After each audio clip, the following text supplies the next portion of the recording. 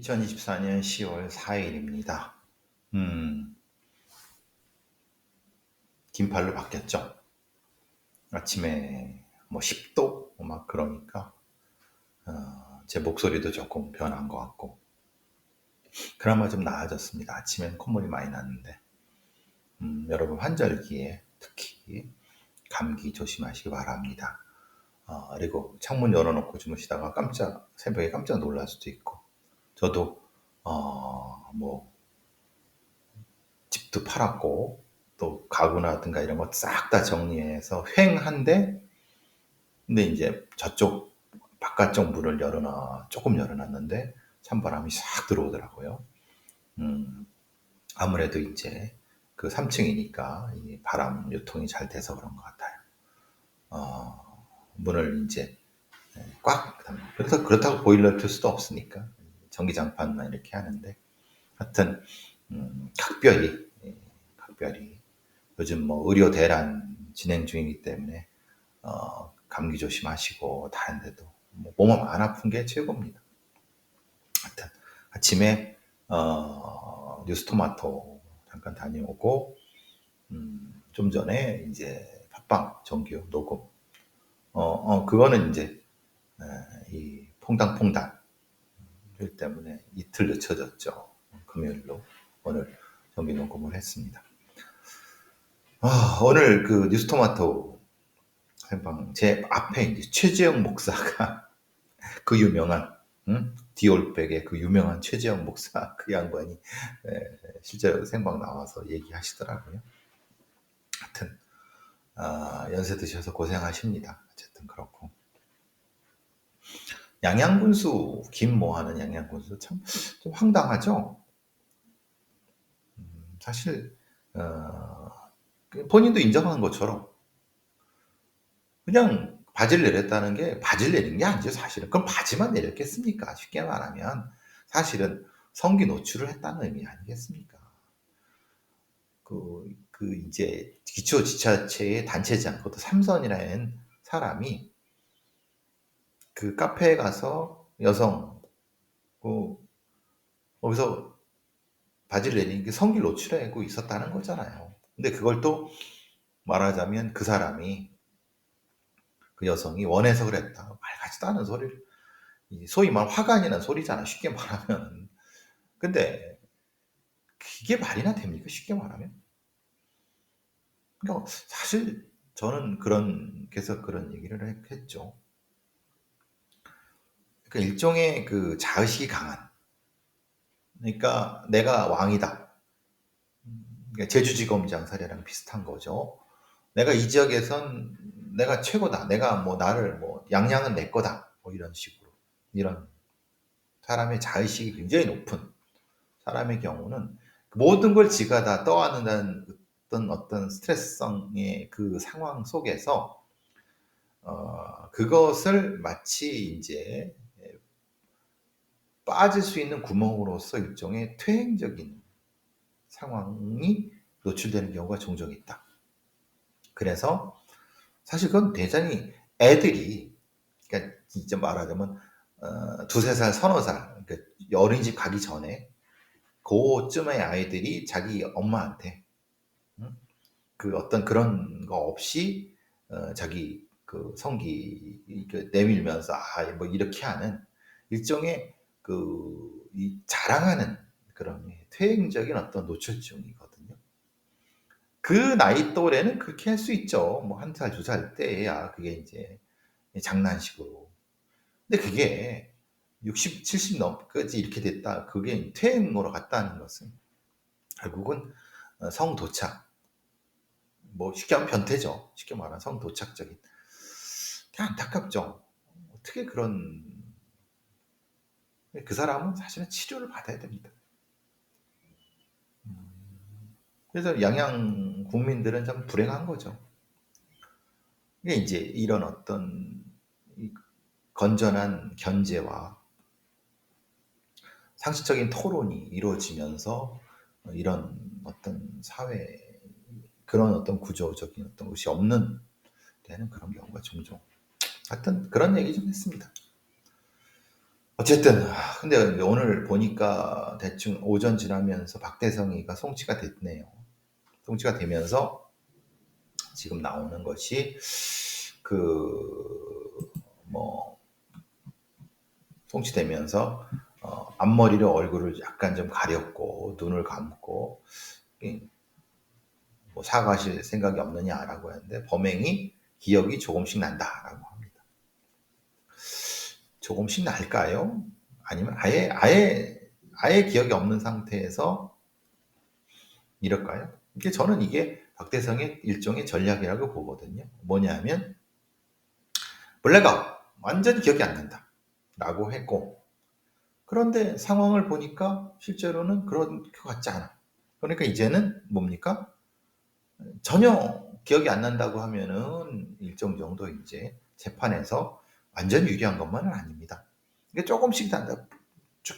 조각된 기억만 난다라는 식으로 해갖고 유리한 거는 기억나고 유리하지 않은 건 기억이 나지 않는다는 식으로 끌고 가려고 하는 전략이죠.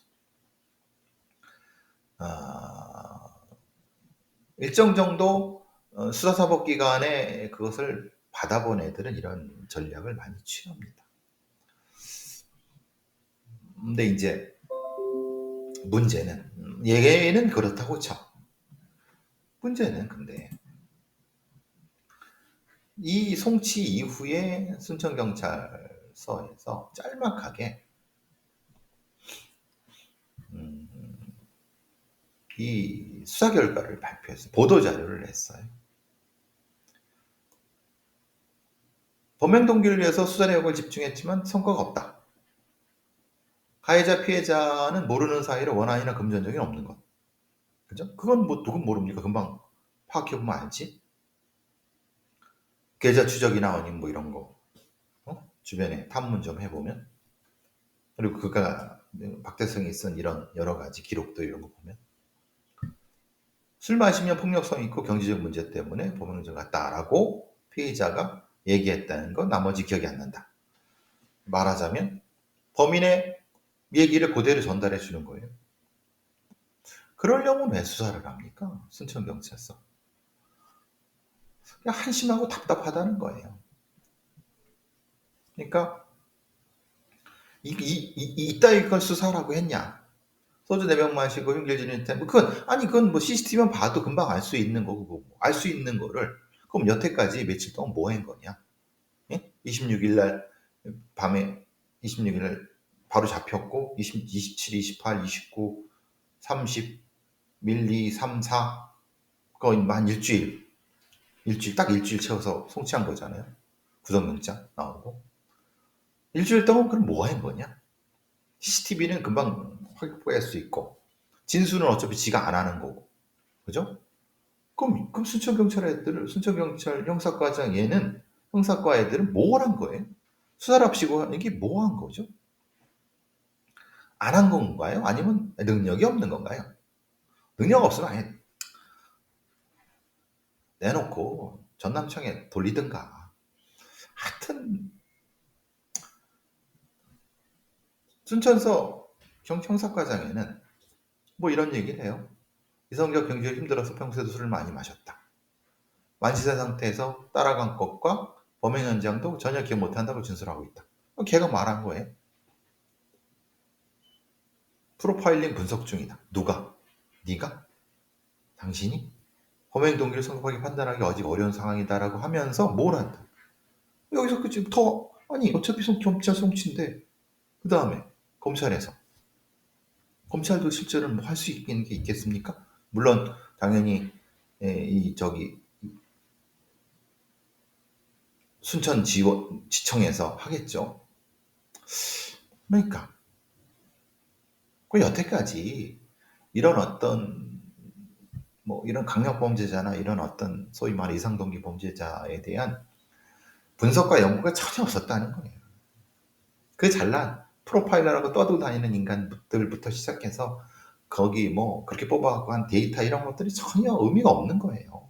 아무것 지금 이런 애들을 제대로 분석해서 평가해서 이런 것도 못하면은 사실 실전에서 못하면 아무것도 못하는 거예요.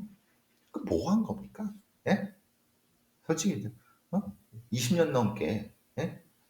소위 말하는 강력범죄 프로파일링이랍시고 뭐 저기 뭐 방법론이고 뭐라고 뭐 책도 내고 뭐 하고 뭐 그런 뭐 한 겁니까? 아직도 프로파일링 분석 중에 참 한심하기 그지없는 뭘 당연히 당일날 2시간 동안 칼 들고 선 치고 돌아다니는 애 못 잡은 건 반드시 책임져야 되는데 그것도 기자라는 것들이 소위 말하는 언론이라는 것들도 문제 지적도 안 하고 조용히 다 넘어가고 그럼 똑같은 일 벌으면 똑같은 일 그때는 한 사람만 죽자고 여러 사람 죽는 겁니다. 이 언론과 이 정치권이든 아니면 이 관련된 어떤 애들의 이 직무유기 경찰의 직무유기 이건 반드시 책임을 물어야 되는데 무슨 상황인지도 모르니까 더더군다나 이런 애들을 잡고 나서도 얘가 도대체 무슨 범행 동기가 뭔지도 모르고 도대체 얘가 왜 그런지도 모르는 이런 한심한 그러려고 하면 야 차라리 경찰 하지 마라 쟤네들 한심 너무나도 한심 하여튼 더 이상 얘기하면 동호 반복이 되니까 목문신 갖고 계속 아까도 뭐 얘기하고 막 그래요. 머니투데이에 목문신은 과학 얘기 나오는 게 무슨 박대성이도 뭐 여기 몸은 전체적으로 이게 아마 무슨 뭐 이 치우천왕 같은 악마의 느낌의 이런 느낌의 그런 것 같아요. 도깨비 연상시키는 전체적으로 쭉. 그래서 뭐 이수정 같은 사람은 뭐 어제도 말씀드렸지만 뭐 정면에다 하지 않고 목에다 하지 않는 아닙니다. 그런 거 하는 사람들 많습니다. 그러니까 아주 많지는 않지만 꽤 있습니다. 실제로 이거는 공격적인 것이 아니라 실제로는 방어적인 거. 무서우니까 무서운 개가 겁 많은 개가 짖는 것처럼 이걸 이렇게 하는 거예요. 그러니까 방어적인 목적이 더 강하다. 공격적인 것보다 어쨌든 그렇다고 쳐도 뭐 그건 그렇다고 쳐도 실제로 이거에 대한 제대로 된 과학적인 평가라든가 아니면 이런 어떤 데이터에 의한 것이 아니라 말 그대로 그냥 뇌피셜대로 하면은 실제로 다른 의미로 문신을 하거나 아니면 타투하는 사람들을 일반론 속에 끌어들이는 격이 되거든요. 이런 비과학적인 어떤 근거가 없는 얘기들이 실제로는 특정한 어떤 사람들이라든가 어떤 거에 대한 혐오라든가 이런 것으로 조장될 수가 있어요. 물론 이것이 어, 조폭들이 이런 걸 많이 한다. 조폭들이 이런 거 많이 합니까? 조폭들이 여기 한 거 보신 적 있습니까? 조폭들은 보통 어디 하죠? 전체 용문신, 뭐 호랑이 문신도 다 하죠. 조폭들, 그러니까 조폭들 진짜 조폭들 중에서 여기만 한 애가 있습니까? 예? 그리고 지금 흔히 말하는 김성수도 그렇고 강서구 PC 사건의 김성수는 여기저기 했고 다른 애들 여기저기 했고 뭐 이런 거예요. 이게 어떤 필요라든가 아니면 그냥 아무런 의미 없이 했을 수도 있고 아니 방어적 의미였을 수도 있고 이거를 흔히 말하는 저게 이제 위험하고 뭐 이런 어떠한 그 어떤 그냥 뭐 전문가 같지 않은 전문가가 뇌피셜로 딱 내놓은 거를 이걸 마치 과학인 양 이런 건 우리는 하지 맙시다. 네? 그럼 정확히 이렇게 목에 문신한 애가 전체 몇백 명이거나 몇십 명인데 이 중에 진짜 위험한 범죄가 몇 있다. 그렇게 사례를 가져와서 통계를 가지고 해든 통계든 사례든 아니면 몇 가지 어떤 사례만 가지고 이런 애도 위험하다. 이건 아닙니다. 저도 이렇게 목에 분신하는 애들이 불편해. 그죠? 저도 불편합니다. 저런 애들 보기 싫어. 그렇지만 내가 보기 싫은 것과 개인의 취향과 실제로 이걸 이렇게 하는 사람들이 어떤 다른 의도가 있을 수 있는 거고 다른 어떤 의미가 있을 수 있고 그러니까 이걸 이렇게 소위 말하는 섣부르게 판단하지 말자.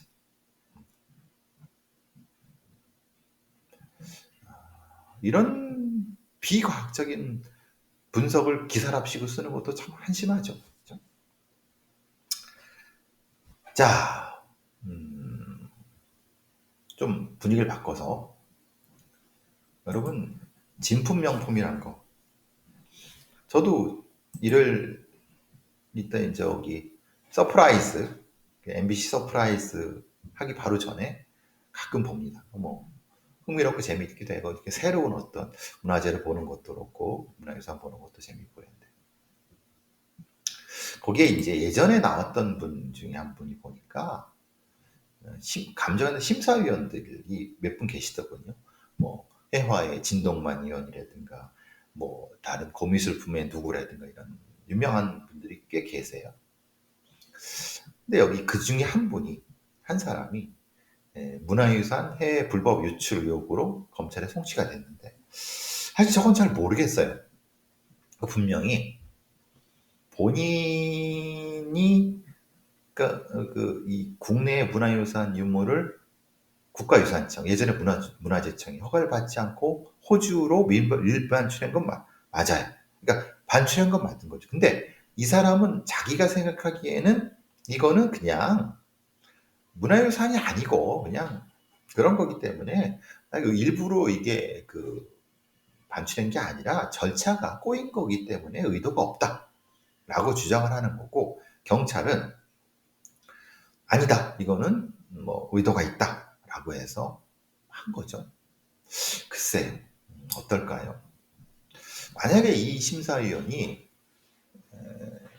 본인 말대로 사실은 뭐 그렇게 가치가 없고 그 중에 일부를 그냥 보여주기 위해서 데려갔다고 하면은 진짜 그러면 경찰에 그런 소명을 했다고 하면은 어느 정도까지는 그게 되는데 이렇게까지 송치될 정도라고 하면은 사실은 의도가 없다고 볼 수 없죠.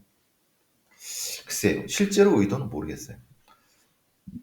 근데 가끔 이런 불편함은 있죠.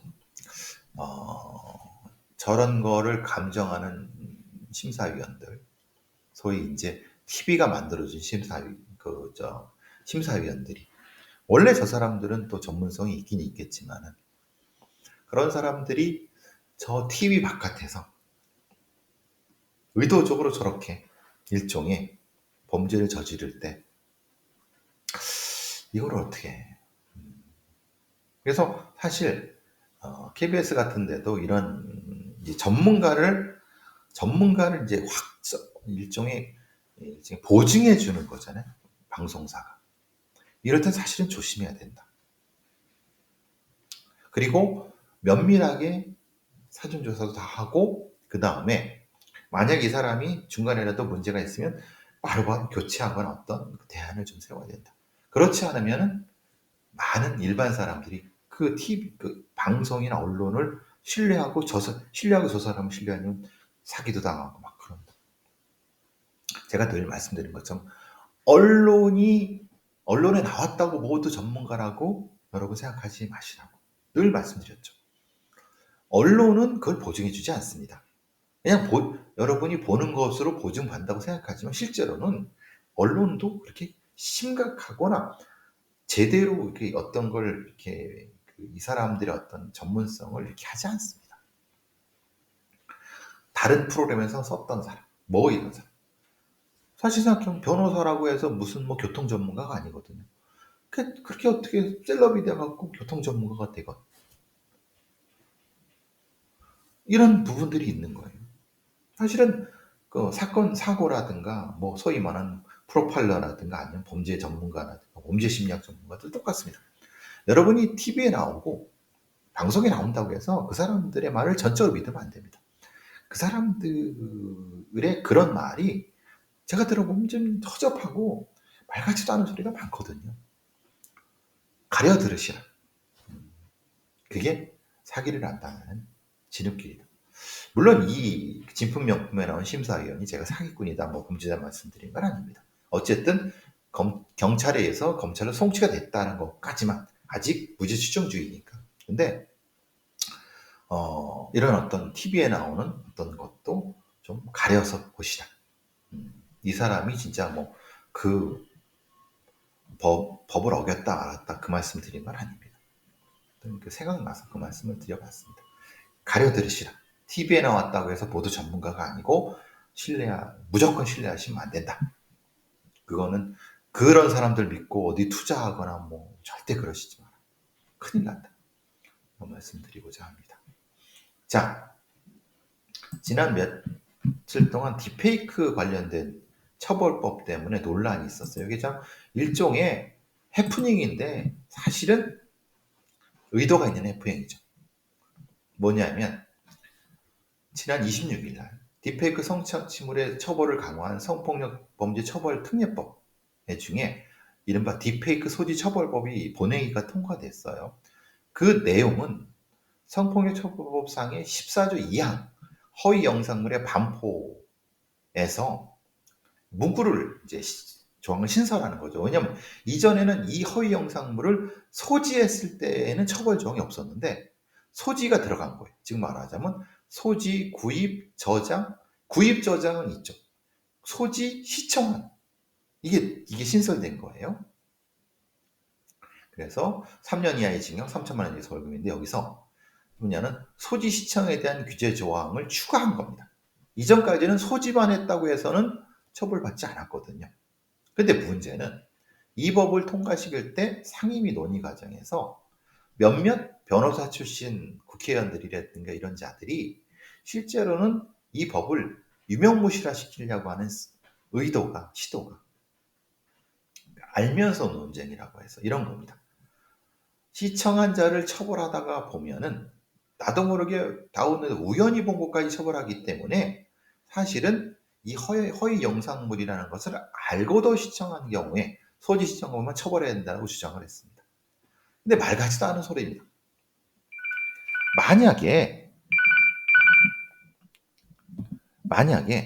만약에 실제로 그렇다고 하면은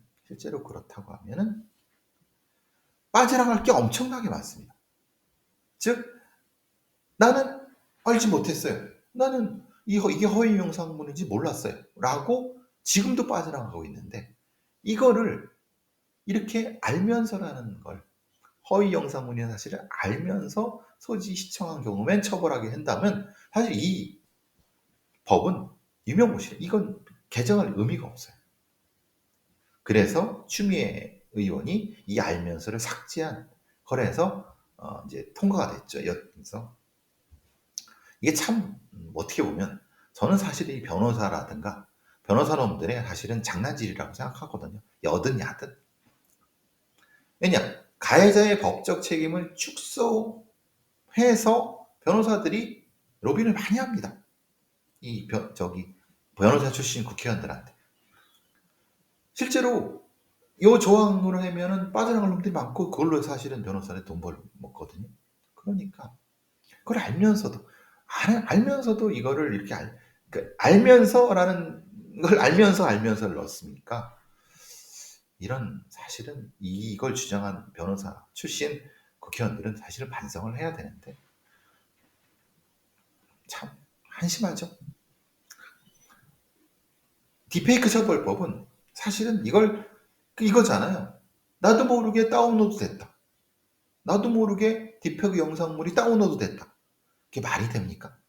네? 여러분 요즘 같은 보이스피싱이나 스미싱이 이 시절에 아무것도 모르는 그런 걸 다운로드 합니까? 핸드폰으로? 여러분 그렇게 합니까?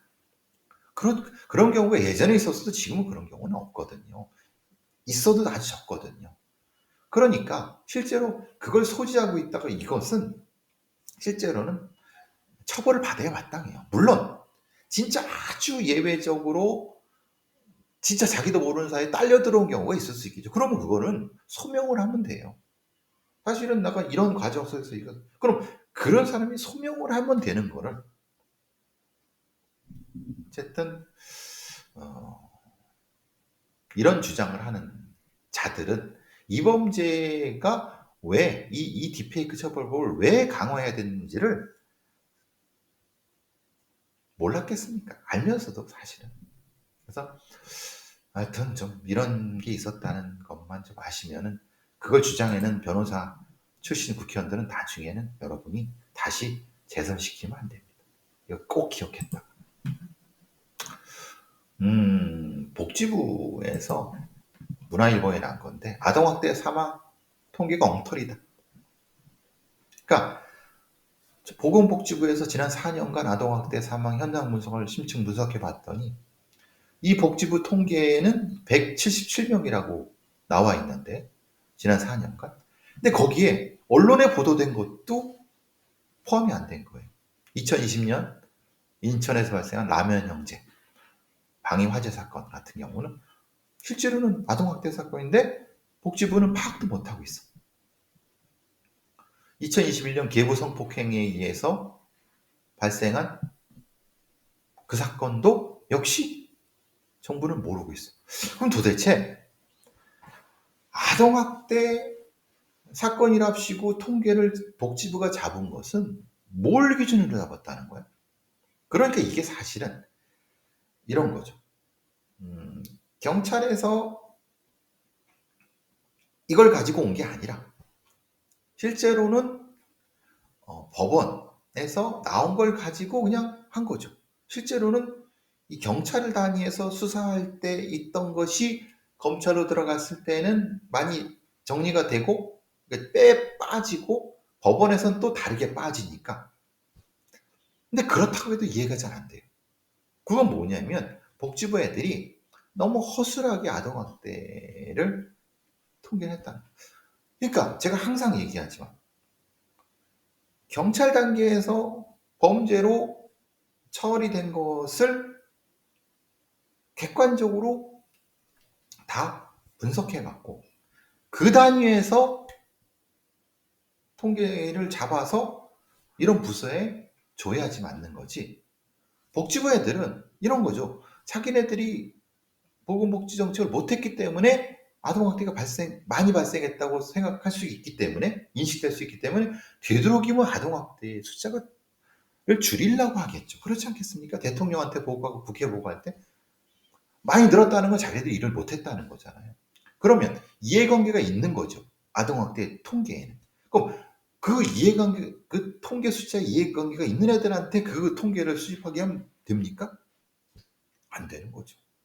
기본적인 어떤 통계 마인드가 없는 거예요. 그러면 그거에 이해관계가 없는 경찰 단계에서, 검찰 단계는 또 많이 빼지니까 경찰 단계에서의 사건 기록을 객관적으로 아무런 이해관계가 없는 객관적인 전문가들에 의해서 해서 범죄가 분석되고 그 다음에 그걸 가지고 이게 미국 방식입니다. 미국이 이렇게 한 겁니다. 근데 참 어떻게 보면은 이 기본적인 어떤 통계 마인드도 없고 이해관계에 따라서 숫자를 지들 마음대로 줄이고 줘. 그 기재부 공무원 놈들 뭐 세수 통계 지들 엉망으로 하고 경찰 애들도 사실은 경찰 관련된 범죄 통계도 지들 마음대로 줄였다 하죠. 그러니까 이해관계 없는 사람들이 통계를 해서 해야지. 그 사건 기록을 분석하고 파악을 해야지. 그게 범죄 분석이에요. 그래서 범죄 분석이 왜 필요한가는 이런 것 때문에 그렇습니다. 복지부가 아동학대 사망 통계도 엉터리야. 몰라. 몇 개가 있는지도 몰라. 황당하죠. 그렇죠? 황당한 일을 벌이고 있는 거예요. 정부가 벌이고 있는 겁니다. 어쨌든 자 오늘 모기 좀 가려고 하나요? 여러분 항상 환절기에 감기 조심하시기 바랍니다.